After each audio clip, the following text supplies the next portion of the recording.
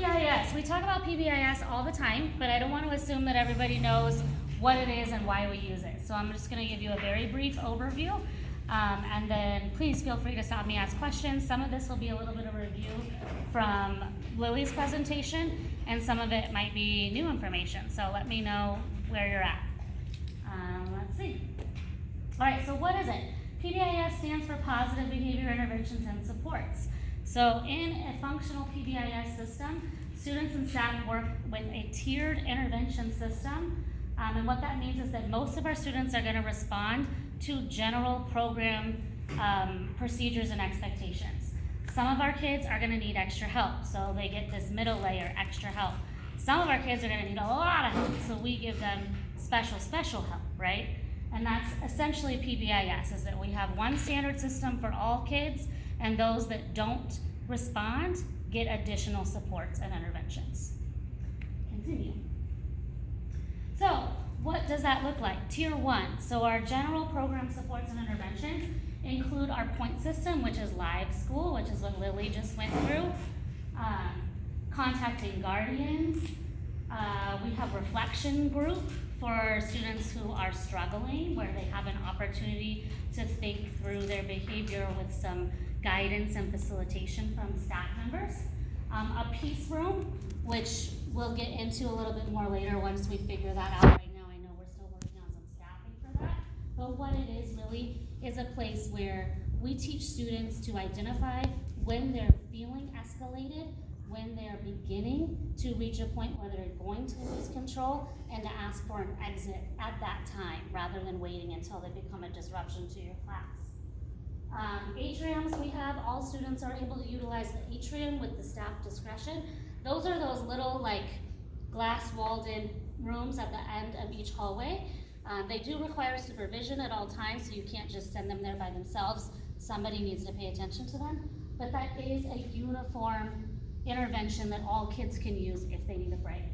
Asking for a walk, again, when it's appropriate and with supervision, is acceptable for any student. Redirection, this is something we should be doing pretty much all the time, is reminding the students, what is my expectation? You're not quite doing it right now. Let me redirect you to what we're doing together as a class. Brain breaks, we have 90-minute class periods. That is a long time for anyone to focus, let alone, a student with an emotional disability like an ADHD or a bipolar disorder. Very, very difficult to maintain attention that long. So sometimes we need to build in little breaks for them, a crossword puzzle, a coloring page, something to let their brain relax and start something new. Seating arrangements, we don't think about this a lot, but this is a universal intervention that we can use for our kids.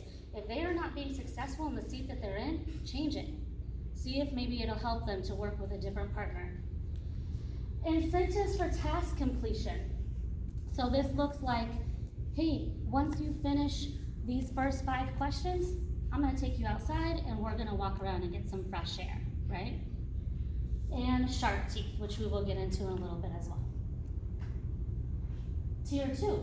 These are more targeted interventions that are going to apply to somewhere between 10 and 15% of our students. So in a functional system, about 80% of our kids are gonna respond to what we had on the last slide. There's gonna be a chunk that don't.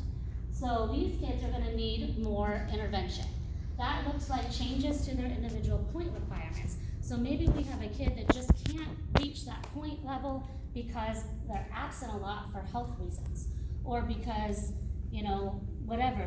whatever the reason is, if we think it's a valid reason, maybe we lower the requirement. Maybe instead of needing 80 points a day, maybe this child needs 72 points a day. And that's okay, right? The key here is that these are all gonna be based on data, and they're gonna be initiated by a team. So no one person makes a decision to change the universal program for any one kid, right? So other things, scheduled breaks. We've had kids that just have such textbook ADHD that we have to schedule breaks into their day. So they know, even though the rest of the class is working, they know that at 9 o'clock, they get to go on that walk because they need it. Break cards, flip. Flip stands for feels like I'm pressured. So these are cards that they can get even at the home campus for certain students who are practicing knowing when to ask for exit. And we are able to give them these cards that say, hey, I feel like I'm about to blow, I'm showing you my card, I don't need to explain myself, I just need to get the hell out, so please help me, right? Mediation. When we have conflict between two students, we want to offer mediation for them, and that can be facilitated by one of you. It can be facilitated by a social worker, or PBIS, school psych. We have a lot of people here who are pretty skilled at mediation. Restorative conversations and consequences, and we can get more into that a little bit when we talk further in restorative practices, but essentially these are just structured conversations where we are helping to repair harm. So anytime that a child makes a poor decision, we can see that relationships are harmed, right? They're disrupting your class, they're calling somebody an asshole, whatever it is. We want to have conversations with them that teach them, you know, how do we make things better? We don't just always move on and forget about what happened in the past. Sometimes we have to face that and restore whatever damage was done. Problem-solving circles, same thing. Sometimes your classroom is going to have a problem where nobody's getting along, nobody's on task. You can stop instruction at that time and circle up and talk about, okay, what's happening in my class and how do we get back on track? You can do this again when you're having conflict with multiple students. You can ask for help. We can take all those students to the peace room and we can have a conversation. How are we going to solve the problem between the four of y'all, right? Same circles to repair harm. It's very similar. This is once an action has occurred, so there's already been a fight, or there's been a destruction of somebody's property, or 3 kids stole somebody else's kid's thing. We can bring them together to kind of repair that harm. Skill-based intervention groups, these are run by our BIS, sometimes by our social work staff, sometimes by you guys. And essentially these are groups where we hand select the students based on a need. So last year I know we ran one for students that are high in anxiety, and so we pulled those students out of class. We had about 8 or 9 of us, and we talked about coping skills for anxiety. Behavior contracts, again, these are very specific for student. They're going to be very individual. They rely on what is the student concern, what is the behavior we want to see, and what are some agreements that each of us can make to help you get there. Team conferences mean you have a student who is consistently getting into trouble. As a case manager, you might then call your social worker, call the BIS, get everyone together and say, okay, how can we better help this kid, right? And a review of an existing behavior intervention plan. If there is a behavior intervention plan, we've done it for 10 consecutive days, no changes being made, we want to come back together and look at why is that the case. And again, one more time, I just want to emphasize these tier 2 interventions should only be done based on data, which is the point sheets, and they should be initiated by the case manager and the student support team. We never want to change the whole program without team input, right? Because then we're getting in some inconsistencies that disrupt the student environment. So the next one, tier 3, these are our most intensive students. So they're top 5 to 10% of students. And these are the kids that are not responding to our general program. They're not responding to extra things that we're doing, and we just don't know what to do next. So we want to get into some more serious interventions for them. That would be, we look at their district referrals. This is when we're talking about getting together a conference with the guardian and the administration. This is where we're talking about maybe calling an IEP meeting together to discuss behavior with their outside providers, their guardians, the whole team. This is when we're talking about, hey, maybe we don't know why they're acting the way they are, so we need to initiate a functional behavior analysis and figure out what is the function of their behavior. Every behavior that a child exhibits is because they're trying to do something. They're trying to get something, they're trying to avoid something. Whatever it is, we need to figure out what it is that they're trying to do. And that's what a functional behavior assessment does. Not every kid is gonna need one, and sometimes we already know the function of their behavior, but if we don't, we need to come together and figure it out. We may need to adjust their schedule. This is something we don't wanna do for every kid, because we know that our counselor puts a lot of effort into making sure that they have exactly what they need when they need it. Sometimes they're just not successful, and in a very few cases, we need to make adjustments. Regional social work intervention groups and services. For those of you who don't know, we have a regional social work program, and they really dig in, particularly to issues with substance abuse, severe mental health disabilities, things like that. And so if we have students that are really, really struggling here, and Jen and I don't have the time to make the targeted change that needs to be made, we can ask for support from our regional social worker who will be on campus here once a week and can meet with that child at a designated time every single week. Circles of intensive support. This is when we don't know what to do and we're pulling together anybody and everybody who cares about that kid and is really trying hard to help that kid. We also, at that point, would ask the kid, who in your life supports you? Let's bring them in too. And we would have a conversation with, here's what's happening, what can we do, how can we help, how can we keep you here? Reentry circles, if they've already been suspended, we may ask that they come back and that we have a structured conversation in that restorative circle format to discuss how are we, what harm was done, how are we gonna do things differently next time, what kind of support do you need from us, and what do we need to see from you? Restitution might be something that these kids have to do, and at this very last resort, we're looking at a review of placement for those kids that need that top tier intervention. So what makes PBIS work?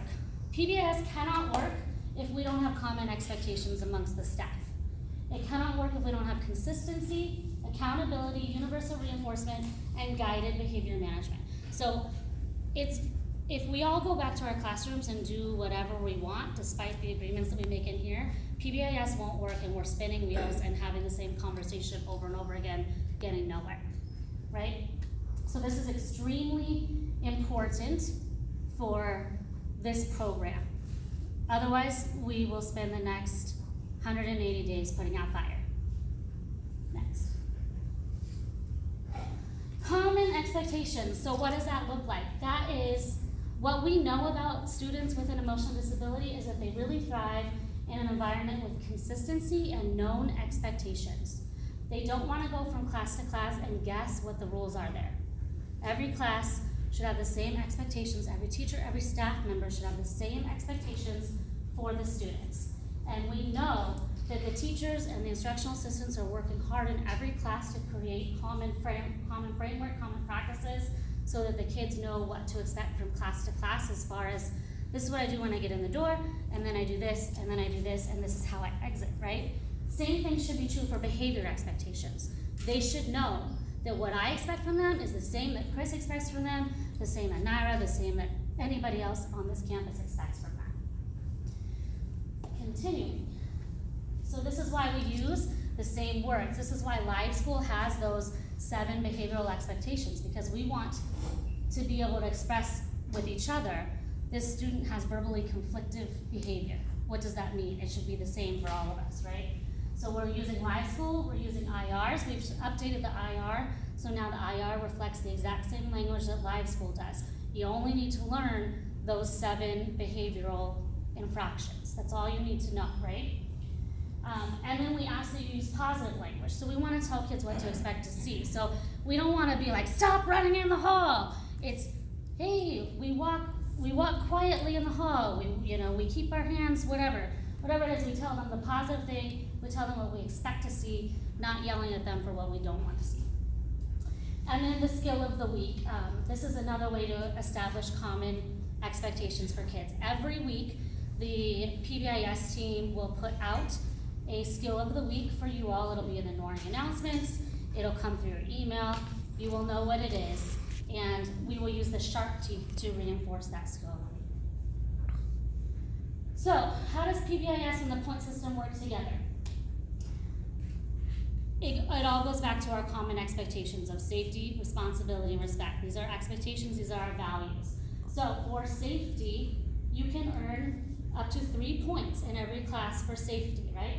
1 for maintaining boundaries, which looks like keeping your hands, feet, and objects to yourself. 1 for remaining in your assigned area, and 1 for using materials as intended.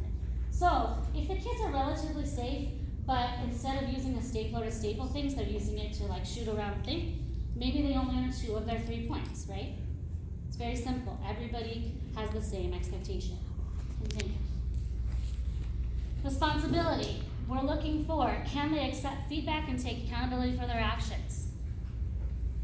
Is there some efforts to complete their assignments? Now we know this differs from kid to kid, right? Dejanay can complete her assignments in 15 minutes, all of them, every one. But we have other kids who maybe take an entire class period just to get half their assignment done. And that's okay, as long as they're showing effort, they each earn a point, right? Again, like we talked about with Ben Springer, we're grading on effort, not on output. Be on time and be ready to work. That's your third point for the day, okay? Continuing. Respect. Again, 1 per expectation. We communicate politely, so are we using kind words and is our language appropriate? We're following instructions, and we're respecting others. So are we being mindful of other people's differences, of their needs? Are we making fun of them? What are we doing, right? Continue. All right, so how does this level system work? We have points, but we also have levels, right? So another thing to think about, I know, but here we go. So the student points will determine their weekly level, and those levels will determine what privileges they have on the campus. Hello. Hi. Alright, so levels, again, they're calculated on a Friday to Thursday week. This is what Ms. Sutton was talking about when she said that on Thursday at the end of class, that is when we calculate levels, right? So levels are calculated during 5th hour on Thursday. The 5th hour teacher is then gonna put in the spreadsheet what level each of the kids in their 5th hour class is on, right? And what activity they want to participate in for Friday. So we already have an attendance sheet for every activity. We'll already know where everybody needs to go. It's easily printable, and every single person who's responsible for an activity knows who's coming, when they're coming, and can ensure that they are there, right? This way, if we have a fire, if we have a lockdown, if we have anything, we know where our kids are and where they should be. And I will send you all a template of what those level privileges are, but just know that if you're on that bottom level, it's called safety. That means you're earning 69% of your points or less. You don't have privileges. If you're in the middle, responsibility, which is 70 to 79 or 89? 89%. That means you're doing basically what we're asking of you, but you're not going above and beyond. You're gonna have basic privileges. And if you're on our top level, we call it respect. That means you're earning about 90% of your points or higher. You got all the privileges. Continue. All right, back to the paycheck that Lily was talking about. Paychecks, so your points are gonna be totaled every week and we'll produce a paycheck. Those paychecks are gonna be used for big ticket items. We're bringing back field trips now that we are coming on our upswing from COVID. We're bringing back the Shark Store, and we're bringing in, for the first time, monthly incentive days. So that might be pizza, that might be a game day, that might be, who knows, but once a month, we'll have something fun that they can use their paychecks to buy their way into. So, what do we do with the live school data? So we talk about data. We're making everything our data-informed decisions, right? That's the only thing that matters for PBIS. This is why it's so important that you all be consistent and fill out your points every single class, every single day. If we are missing any of that data, we cannot make decisions. So PBIS, what they do, this is literally their only job. They get together, they review all the points, and they do that to identify themes, places, times of day, and specific students that need targeted intervention. Without that data, we are guessing, and we are just talking about the kids that are the most annoying, and maybe not talking about the kids that actually need all the help. PBIS then will take that data and make changes to the level or to the types of interventions, privileges, the threshold of points, the general program procedures. They're gonna make changes to that based on the data. We're not gonna make changes if we don't have solid data. Students that are consistently not meeting level are going to be referred to the student support team for extra support.